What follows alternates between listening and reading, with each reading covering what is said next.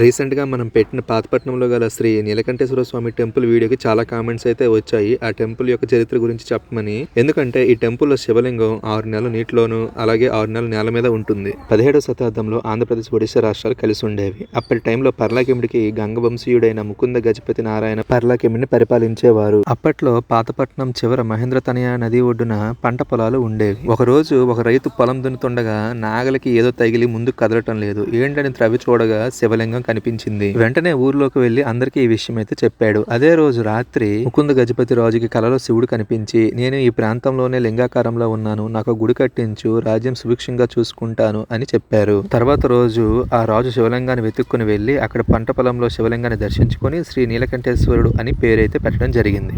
1656లో మొదలుపెట్టి 1774లో ఆలయ నిర్మాణం పూర్తయినట్లు అక్కడ ఆలయ గోడల మీదైతే రాసి ఉంది. వేసవి కాలంలో పరమేశ్వరుడు ఎండకి కుంగిపోతారనుకుంటుందేమో గంగమ్మ శివలింగంని గంగతో ముంచేస్తుంది. కొన్నిసార్లు 3 అడుగుల వరకు నీరు వస్తుంది. ఈ నీటినే ఇక్కడ తీర్థంగా స్వీకరిస్తారు ప్రజలు. ఇంత గొప్ప చరిత్ర కలిగిన ఈ శివాలయం మన పాతపట్నంలో ఉండడం విశేషం.